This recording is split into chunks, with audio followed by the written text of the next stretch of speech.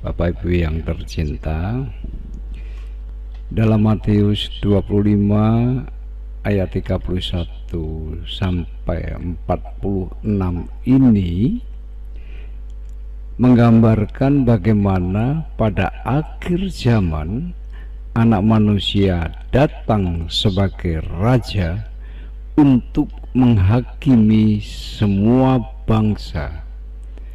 Pahala diberikan kepada mereka yang berbuat baik ketika lapar, haus, tak ada sahabat, telanjang, sakit, bahkan di penjara. Mereka yang tak punya kepedulian akan tersingkir. Mereka tidak menyadari bahwa perlakuan kepada salah satu orang saudara yang paling hina sama dengan perbuatan terhadap sang raja.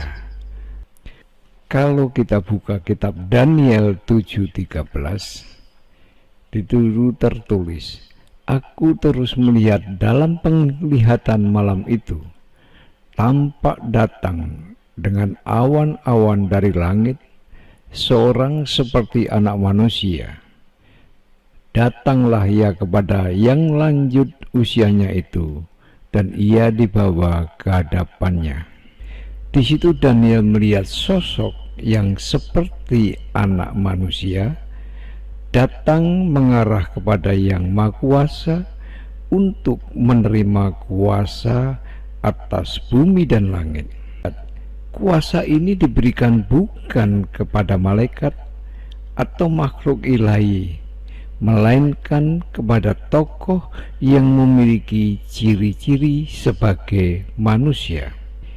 Inilah kemanusiaan yang terbuka bagi keilahian, tidak menutup diri atau malah mau menyainginya.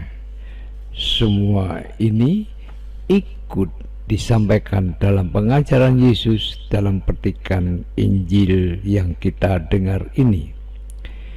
Anak Manusia tampil sebagai yang kini menduduki tahta kemuliaan, tetapi tetap mengarahkan diri kepada Yang Maha Kuasa.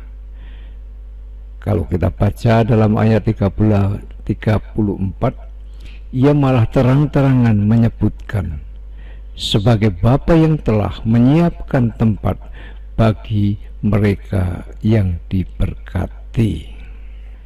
Yesus berkali-kali merujuk pada dirinya sebagai Anak Manusia. Nah, ini mau mengatakan ia tahu tempatnya sebagai manusia di hadapan Pencipta, hidupnya berasal dari Dia. Karena itu Yesus mengajarkan bahwa Sang Pencipta dapat dipanggil sebagai Bapa. Kalau kita doakan doa Bapa kami, di situ kita bisa melihat bagaimana Tuhan mengajari kita semua untuk menghadap Allah sebagai Bapa. Ya, ketika Petrus mengatakan Yesus adalah Mesias atau yang terurapi, Anak Allah yang hidup, tetapi kemudian Yesus melarang murid-muridnya memberitahukan kepada siapapun bahwa ia Mesias. Ia malah berbicara mengenai penderitaan, bakal ditolak, dibunuh, tetapi akan dibangkitkan pada hari ketiga, agar murid-muridnya mengerti terlebih dahulu bahwa kemesiasannya hanya berarti bila disertai pengakuan diri sebagai makhluk di hadapan Pencipta. Juga baru demikian ia dapat tampil sebagai Mesias yang senasib sepenanggungan dengan manusia yang diselamatkan. Bila Yesus digambarkan sebagai Anak Manusia dalam artian ini, maka ia datang dengan kuasa dari Allah sendiri.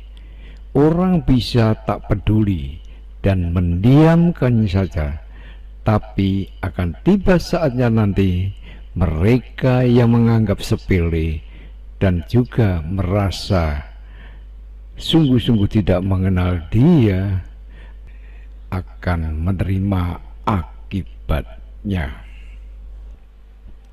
Sebutan diri sebagai anak manusia menurut Markus tidak terlepas dari sifat-sifat hamba Tuhan, seperti apa yang dikatakan di dalam Yesaya.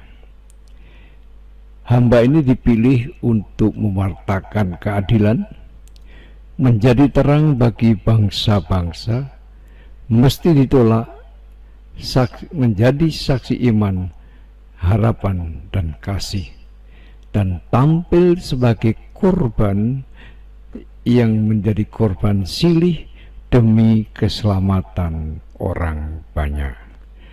Maka Markus menulis, anak manusia memunculkan gagasan yang sejalan dengan hamba Tuhan ini. Misalnya kalau kita baca Injil Markus 8 ayat 31, anak manusia harus menanggung banyak penderitaan dan ditolak. Dan di dalam bab 9 dikatakan, bagaimana dengan yang ada tertulis mengenai anak manusia, bahwa ia akan banyak menderita dan akan dihinakan. Anak manusia akan diserahkan ke dalam tangan manusia dan mereka akan membunuh dia. Karena anak manusia juga datang bukan untuk dilayani, melainkan untuk melayani dan untuk memberikan nyawanya menjadi tebusan bagi banyak orang. Jelas di dalam Injil Markus ini anak manusia dikaitkan dengan hamba Tuhan yang diutus untuk mewartakan keadilan, menjadi terang bagi bangsa-bangsa. Meskipun dia ditolak, tetapi ia tetap tegar menjadi saksi iman dan harapan, serta tampil sebagai korban silih demi keselamatan banyak orang.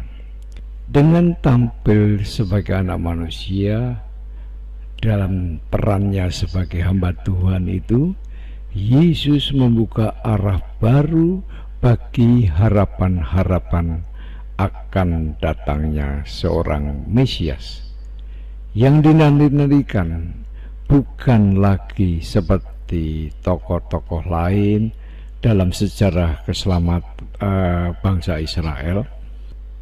Mesias adalah pemimpin bangsa yang membawa bangsa Israel ke kejayaan di dunia ini.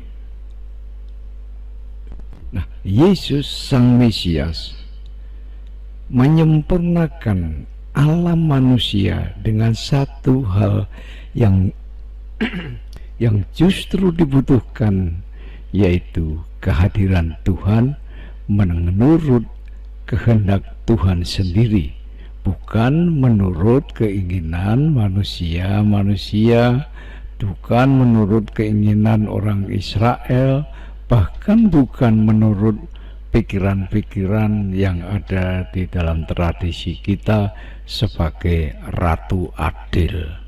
Bukan itu.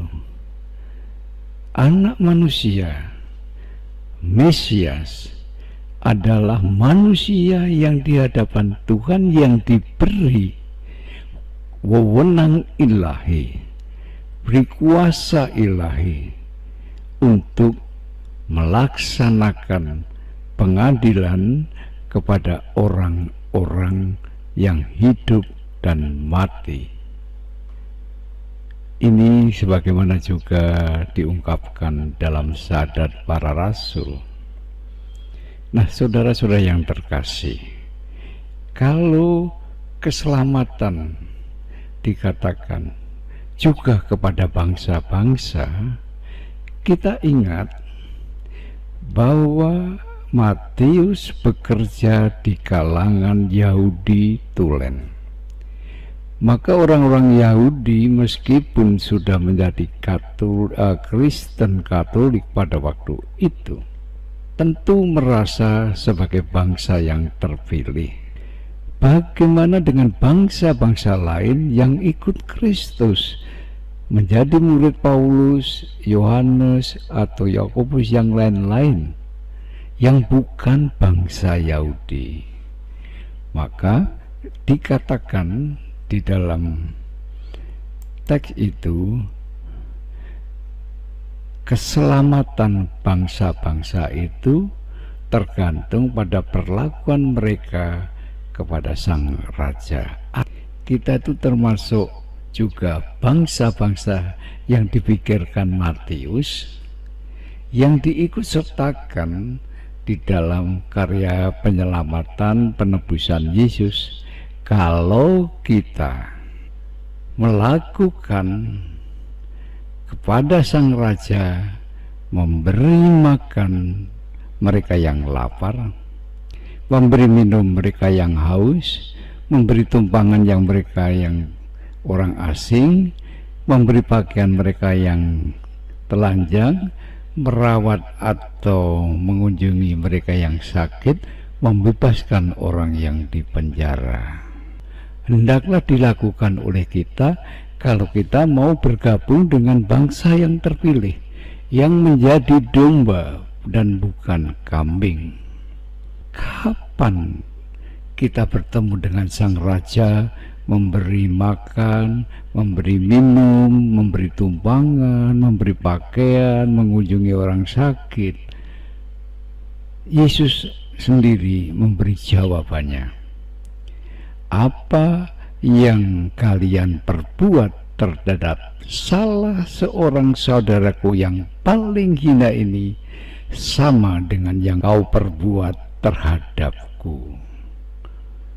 Maka kita sudah menjadi kelompok orang-orang yang terpilih, terpanggil menjadi domba-domba, menjadi saksi atau pewarta bagaimana kita nantinya akan diadili oleh sang Raja Adil, yaitu Yesus, yang mempunyai kuasa ilahi itu, yaitu dengan berbuat yang sederhana, melakukan hal-hal yang penuh dengan cinta kasih ini. Nah, inilah saudara-saudara yang berkasihan, bagaimana kita memahami teks ini, bagaimana kita melihat sosok Yesus yang akan datang sebagai Raja, mengadili orang hidup dan mati, dan kerajaannya tidak berkesudahan. Kita yang masuk dalam bangsa terpilih, kita yang termasuk kelompok domba-domba, kita yang termasuk murid-murid Yesus ini, hendaklah menjadi saksi ataupun mengajak orang-orang di luar kelompok kita, di luar gereja, untuk berbuat sama, melaksanakan cinta kasih dengan memperhatikan keprihatinan sesama, yang paling sederhana pun yang dihadapi secara nyata sehari-hari. Memberi makan mereka yang lapar, memberi minum mereka yang haus, memberi tumpangan mereka yang menjadi pengembara, menjadi orang asing. Nah, inilah yang bisa saya sampaikan untuk memahami teks yang kita baca ini.